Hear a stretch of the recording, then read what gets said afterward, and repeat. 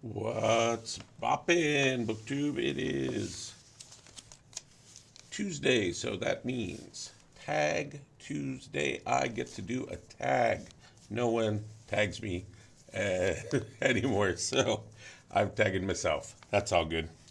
That means I get my choice. So the recent ones haven't really inspired me, the clean slate and whatnot. Second tome around.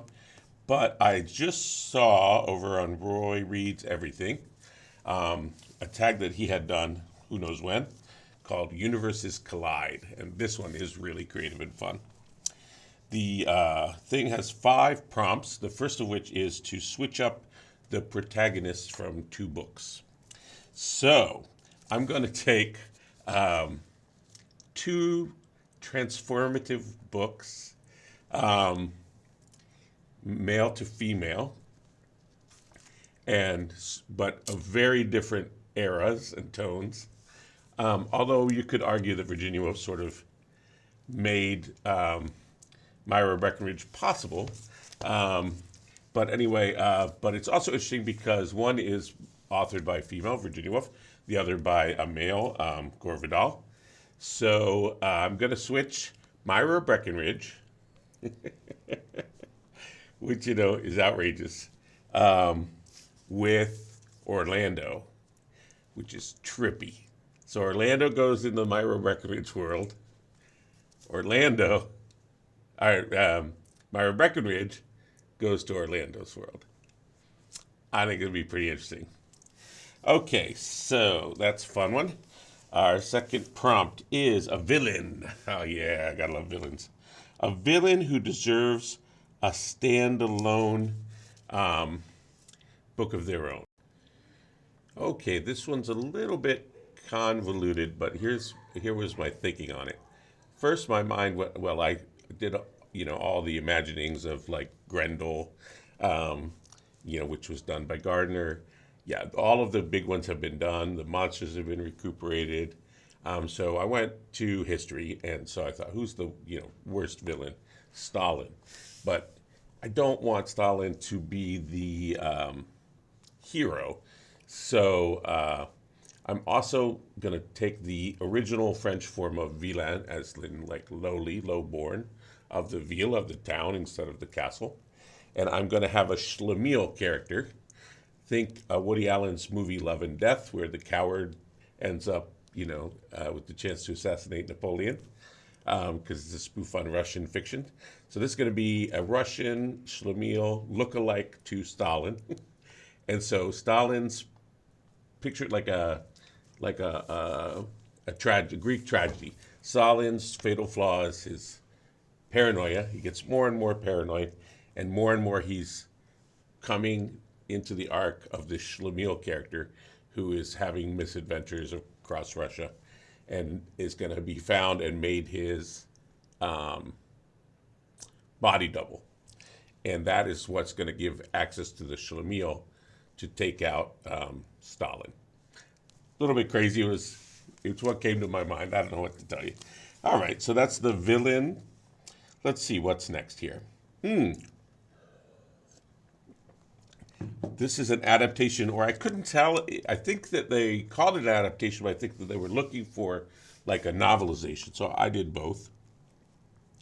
For an adaptation, how insane would it be to see a movie version, if it is possible? I don't know how they would do it. Not animated, live action of Flatland, which, if you've ever read, is you science fiction fans, if you've not discovered Flatland, you're going to love it. It's flat. I don't know how to explain it. There's no 3 dimensions. It's crazy story. So that would be cool to be seen interpreted into another medium, cinema. And then, so then I thought, oh, well, I should stick with cinema. Although I was tempted to do some music. It would be interesting to have music, like a song, like a Bob Dylan, song as a novel. But I stuck with movies, and I thought Idiocracy. If you know how everybody loves these long series right now, like at least 300-page books, 1,000 pages.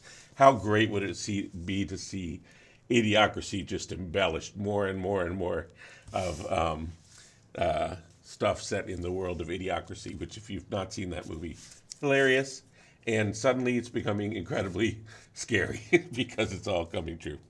Okay, so that's 3. Now 4 is a crossover of 2 books. 2 books. So here I thought I would take a couple of humorists of very different tones or very different styles and switch them up. So I thought, of course, right away of Wodehouse.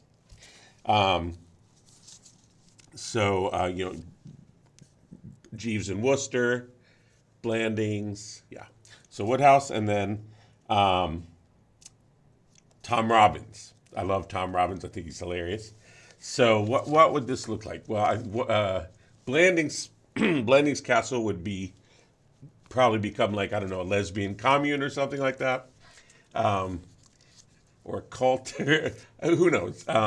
Meanwhile, we've got Bertie and Wooster in Tom Robbins land. Maybe they have to hitchhike across America, join a circus. Who knows? It would be very, very fun to see those two crossed over. Very, very hilarious, I think it would be. Okay, and 5 is the last one. So for this one, we have a tonal shift. So taking a book and changing its tone. So I was thinking of, I knew I wanted to do romance, and I didn't want to do horror, or now fantasy's a big deal. So I thought of the story of basically pornography. I mean, it has literary merit for sure, but it is explicit in the extreme and scatological and everything else you can think of. So there's a story called The Story of the Eye by Bataille. Georges Bataille? I can't remember his first name. Anyway, so Bataille, the French guy, wrote this really strange sexual book called The Story of an Eye, and I think it would be hilarious to see it turned. How would they try to make a romance out of some of these scenes with, girls squatting in saucers of milk and eggs being put in people and all kinds of craziness. So that's what I came up with for that one. So really fun prompts.